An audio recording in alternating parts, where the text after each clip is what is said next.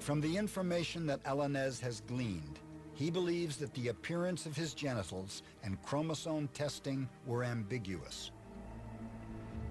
A choice would have to be made. Boy or girl? When a child is born with ambiguous genitalia, doctors measure the erectile tissue, which is the part which is going to fill with blood and get hard and end up being a phallic structure or not, either a phallic or a clitoral structure.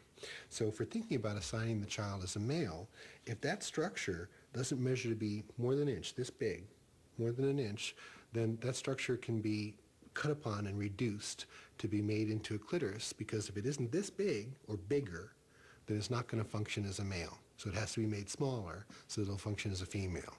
If we're looking at female assignment and the clitoral structure, the erectile tissue in the clitoral structure is longer than a ½ inch, it has to be cut down too, because then it would be offensive. It would be too big of a clitoris. And we have to make it smaller so that it wouldn't be offensive to the future male partners of that assigned female. Alanez suspects that at birth, doctors thought he had a long clitoris. Rather than cut it back, he believes the doctors eventually made it into a penis and assigned him male. According to theory, if this surgery was kept secret, Alanez could be taught to be male, and he'd grow up with a healthy gender identity. This idea that infants can be assigned a sex and that gender can be learned can be traced back to a man named John Money. John Money was a psychologist and sex researcher who thought children are basically gender neutral at birth. So gender was something that could be taught. A child could be taught to be male or taught to be female, as long as parents continually reinforced their gender. Now, like any good scientist, Money was looking for an ideal opportunity to be able to test his theory about learning gender. And an accident occurred in the case of newborn twin boys, where there was a short in the wall of an electrical instrument that was used to do circumcision. And what happened was, instead of there being a small amount of current, there was a jump, and there was a tremendous amount of current, and the entire penis was destroyed instead of just being circumcised in this one boy. This case came to the attention of the institution where John Money was working, Johns Hopkins, and John had the cure. He knew what to do with these newborns, and they became his famous case because John believed that he could teach gender. This child, who had been born an identical twin male, could now be made into a female surgically and taught to believe that he was female and would grow up believing that and would function as a female. So we have identical twins. It's a perfect scientific opportunity. To preserve anonymity, Money named the child Joan. And for years, he published papers touting that Joan, born a boy, had become a healthy girl. But what he put in print didn't mesh with reality. Later, it was learned that the child wasn't happy and never identified with being a girl. In her teens, she returned to being a boy. His name was David Reimer. Throughout his life, Reimer struggled to heal the emotional scars he suffered. The sense of betrayal, of being lied to. Reconstructive surgeries to rebuild his penis were a mixed success. At the age of 38, Reimer killed himself. When the truth was learned about Reimer, Money's reputation was badly damaged. But his theory that gender can be learned is still practiced when it comes to intersex children. In the United States, it's estimated that 5 intersex surgeries are performed every day. In some circumstances, the health of a child is at risk, but that's not always the case. Critics say most surgeries are elective and cosmetic.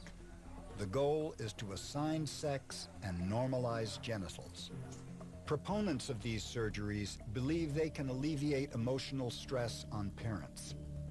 It's also believed that intersex children will be spared the emotional hardship of growing up different, and that they will adjust to their assigned gender if properly reinforced.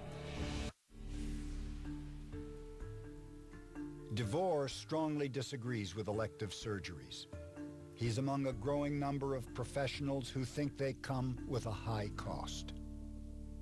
According to DeVore, these procedures can greatly reduce sensation in genitals, which can thwart a healthy sex life and chances for intimacy. Lying to children and assigning gender can also lead to a deep sense of betrayal, mistrust, and depression. And DeVore believes all this trauma is unnecessary. It's all about appearance. These kids are born normal. They are healthy. There is nothing medically wrong with them. All of the surgeries that almost all intersex kids go through are about plastic appearance. It's about plastic surgery to create a different genital appearance. Nothing to do with their health, only to do with normalizing their genitals as male or female. As a young intern, DeVore even went as far as to work in John Money's lab in an attempt to change Money's views, but his efforts were unsuccessful. DeVore's mission is deeply personal. That's because he was born intersex. At birth, DeVore exhibited a condition known as hypospadias. With hypospadias, children have a penis-like phallus, but instead of being plumbed to urinate from the tip, the opening can be found along the shaft or even at its base, sometimes giving genitals a more feminine appearance. In DeVore's case, the doctors thought they knew what to do. My parents went through this consultation with the doctors, and they were told, he's a boy, he's a boy, he's a boy, he's a boy, he's a boy, and we're going to make him a boy. And everything will be fine. And he'll never know, because we're going to do all these surgeries when he's really young, and he won't remember it. Everything will be okay. At 3 months, DeVore underwent his first surgery, and they continued throughout his childhood, scarring him both physically and emotionally. The theory that the doctors tell us that these intersex kids will just kind of grow up through this and everything will be fine, that's not true.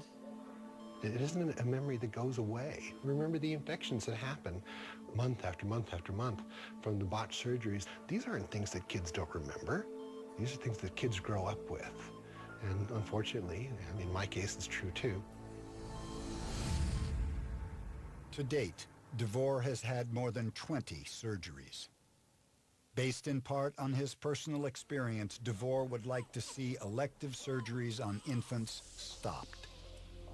And there are signs that the tide may be shifting. In 2006, the official journal of the American Academy of Pediatrics published a consensus statement recommending a more cautious approach to surgery.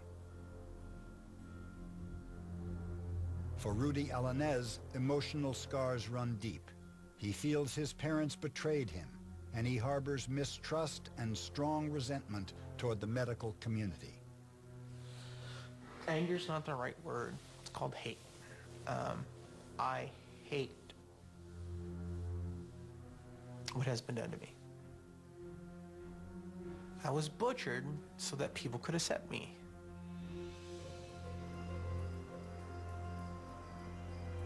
Today, Alanez is trying to move forward with his life. While many questions remain unanswered, Alanez has decided to embrace his female gender identity. She's changed her name from Rudy to Kaylana. She's studying to become a nurse. And she's considering her options for sexual reassignment surgery. I'm getting there. I'm a lot happier than I've been in ages. I think the reassigning part is about making me happy. I'm not so worried about what other people think. I'm not ashamed